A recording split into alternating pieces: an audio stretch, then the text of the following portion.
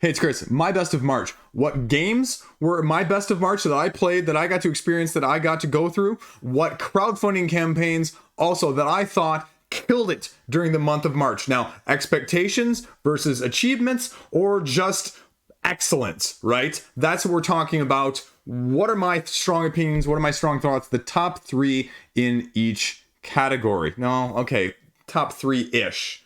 Asterisk there. Let's go ahead and do this, baby. As they say, you breathe with a switchblade. No, you breathe with the Liege, right? You familiar with Jay White? Anyway, hoping he shows up sometime soon. Let's go ahead and do this now. Board game talk, not wrestling talk. So what's on the list? 3-1 with a special mention here at the beginning of my top games that I played in March. As you can see overhead wise, this is God tier. This is one of the 4 expansions I have of God tier. God tier is God tier. Now again, I'm not sure if this video is going to be out before or after my review of God tier, but frankly speaking, this is one of the best skirmish games on the market. Say what you will about some of the other SFG products. You know, I won't argue with some of that. I haven't played all of them though, so I can't comment directly, but this is a fantastic skirmish level game. I mean, look at these freaking miniatures. No one ever complains about those from SFG, right? And so this is really cool. They all have unique factions. They've got 2 different phases that you're playing through. You've got different objectives that you're going for and going against. And they're just all different in terms of how you can, mix and match. And so I'm just really impressed by how Steamforged has done this, and they've continued to support it. And so I have to give them a lot of credit. The actuality of this game really works. The biggest criticism I had was, that the base game doesn't come with more than 2 factions, or the starter set, if you will. It allows you to dip into it and get a taste, but if you really want to go ahead and get more of it, you need to buy these individually, which, again, say what you will, but it's a great game. It's a great game. If you have any interest in 1v1 skirmish style games, I would make the argument that this needs to be near the top of your list if you like something with a little bit more strategic depth. It's got a lot of tactical nature, but it's got a lot more strategy as well than a lot of the other ones. I would make the argument this is probably one of the preeminent ones out there, period. And that's a strong endorsement, right? This is the type of game that I play a lot of, or that I prefer to play a lot of as well. So that is my honorable mention this month. Next up here as number 3, I'm going to make the argument that number 3 here actually is Marvel Age of Heroes from WizKids. Again, not sure if my review is going to be out already at this point, but I'm assuming it will be. This is a really good worker placement game. The biggest criticism, it's a little bit long. It can stay around a little bit longer than you may want it to, but the interactions, the way that it uses the workers, the way you gain workers, the asymmetric workers that you're going to get powers for in terms of your actual heroes are going to have differences, not in just in one power on different sides of your board, but actual evolution cards that you're going to be able to buy and play as you go along, and you're creating the worker spots as you go as well. I mean, it just freaking works. And the artwork, I mean, you may not like the old school artwork, but I think this is absolutely fantastic. Did I mention the fact that we've got standees, acrylic freaking standees to go along with this? WizKids, you killed it. You have all of these different villains, right? There's 2 different stacks here that you're mixing and matching and going along with, and you're hooking them up with the other little tile cards that go alongside, so that no matter if it's the same villains in one of the 3 scenarios you're playing against, it's going to give you different ways to fight them and which ones you actually have to fight or match up in order to knock them out in the first place. And so again, it's just fantastic. I was cleverly, very pleasantly surprised, because this was another X-Men game, and you know what? The superhero games not named Marvel Champions have been very, very, very incredibly hit or miss. And so the fact that this one is a hit is just really nice. I wasn't expecting that. I mean, you can see right here, this is a worker placement style card, right? Where you're placing it down, getting this, and then, if you control this, just like Lords of Waterdeep, if you're the one that plays this one down, there's a little control marker, meaning if someone else uses your worker placement spot, then you get a bonus too. And so it utilizes several different mechanics, 2 different phases. You go on the X-Jet, then you have to go and fight people. You have to play with workers there, but in order to fight them, you have to have the resources, and you're placing them there, and then it's just a complete game. It's a complete game. If they didn't support this at all in the future, I would be very happy with just the base game. No qualms about it whatsoever. The 3 different scenarios are good enough, but the biggest criticism, like I mentioned, is you get to some of these bosses, and these bosses all have what is this, 10 different things that you're going to have to knock out at the end. And so by the time you get to the end, again, this is not a worker placement game that's going to be 50 to 45, right? And my first game was 252 to 248.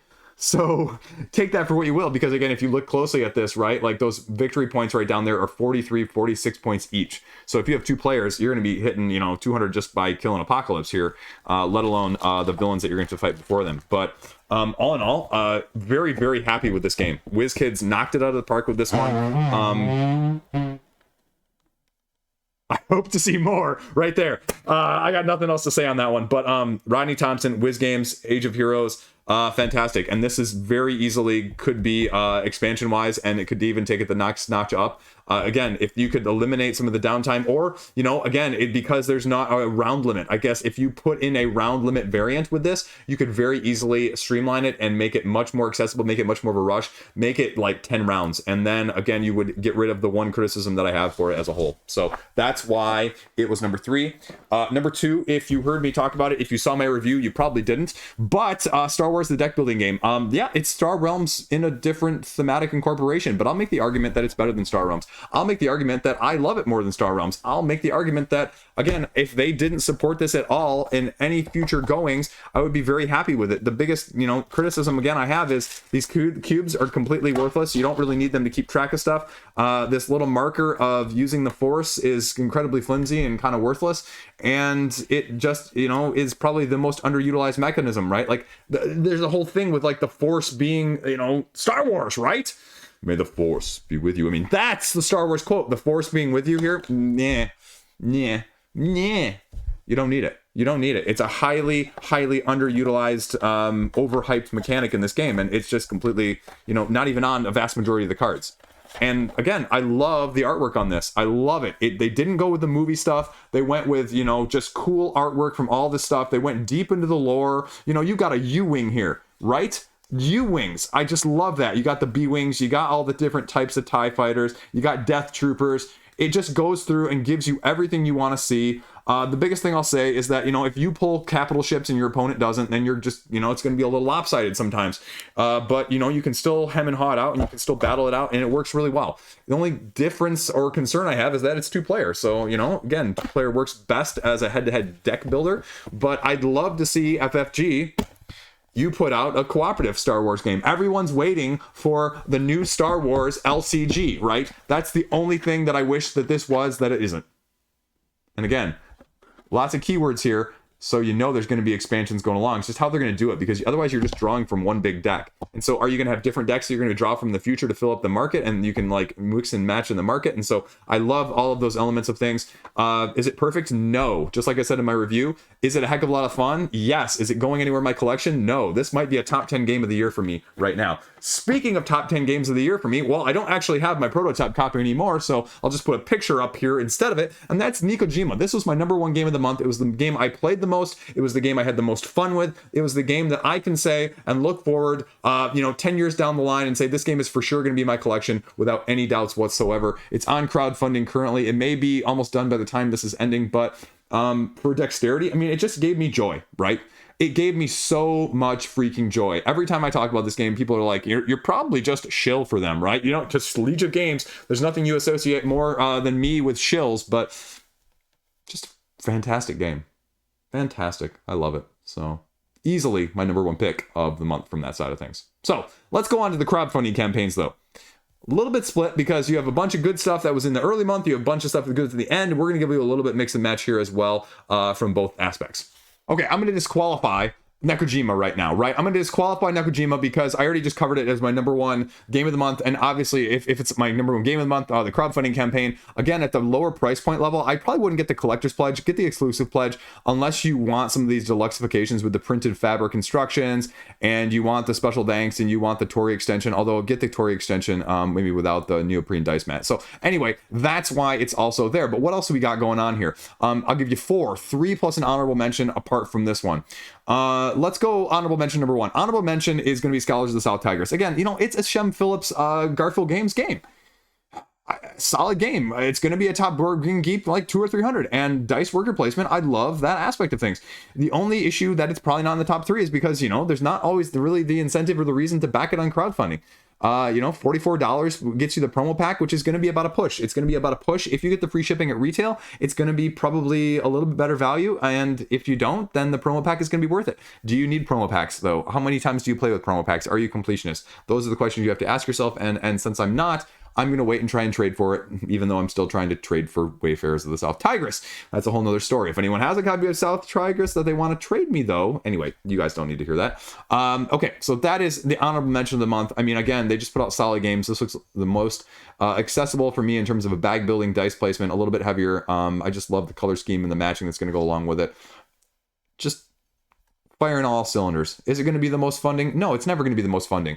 Are they going to raise a ton of money though each time because of their solid core backing and people that love their games? Absolutely. So give them a lot of credit for that side of things. Number 3, Townsfolk Tussle. I mean, again, Townsfolk Tussle is, not going to be coming to retail, and they just stay within their lane. They go, okay, we're going to put this out. We're going to, stick with our pork principles. We're going to stick with what people liked the first time, and we're going to give you more of it. And we're going to give you a little more variety. We're going to give you a little more depth, and we're going to give you a little bit more of the stuff you just wanted in the first place as your criticisms for the base game in the first place as well. And that's sort of like Nemesis games with Uprising, Curse of the Last Emperor, where they said, okay, we hear your criticisms, we hear that they are legit, we hear that those are some of your concerns, and we are going to address them with expansions. And here you go at a reasonable price point. Reasonable being, the mild asterisk there, because again, if you're going to get both of the expansions here, it's going to cost you, a fair amount when you go down here and you get, and it's going to cost you a fair amount here if you're going to get only the new stuff. It's $115. And so can you pay $200+ for this whole thing? Because I would make the argument that to address some of those criticisms, you probably want some of those expansions. And I would make the argument maybe that you only want one of those expansions as well. Now, I'll make the argument again, using that phrase too many times here. I will say, though, that this pledge level boggles my mind. This pledge level absolutely boggles my mind. 100 people basically paying, $100 extra over what the deluxe vacations actually cost if you got it all in for their name on the box. I guess if you got the cash to burn, right? There you go. Just stay away from the TCGs, people. But again, it's, lighter boss battler in the KDM, Aeon Trespass Odyssey style of things. And if you can't get those to the table, but you've always wanted one, this is going to be the most accessible, the easiest to get, and the most straightforward. So least amount of overhead. And it's not going to be at retail. So if you want to get it, you do get it on crowdfunding. So take that for what you will. Number 2. And we're going to go number 2 actually as Elder Scrolls here. I debated this last second here. Elder Scrolls, because again, it's a March crowdfunding campaign. It's, still got a bunch of time left, closer like over halfway to April's end than it is going to be closer to the beginning of April. But it's only number 2 because the price point with this one as well. I mean, $195. I touched on this on another video when I did the should you back or should you not back videos.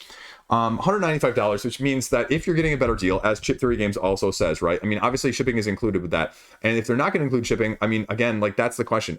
How much of shipping is actually going to cost you at, the retail side of things with Chip Theory? Because I guess you could make the conclusion that this game potentially could be over $200 on their website after, it comes to their web shop, which is a ton of money, or it's going to be around that at least. And so how many games do you know at retail that are going for over $200 for them alone right now? You can easily name them on one hand, and most of them are the ones that I already just mentioned with Townsfolk Tussle's previous conversation, right?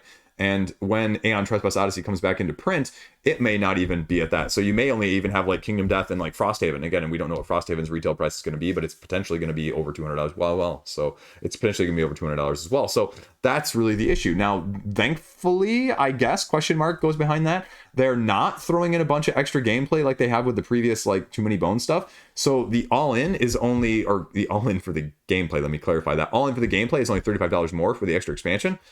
So is the extra expansion that cheap, or is there really that much freaking content in the base game alone? I have no idea what I'm going to do with this yet. I could see myself going either way. I don't want to FOMO this, though. I don't want to FOMO this. I'm not buying it to flip it for $30 later if I don't like it. I hate doing that.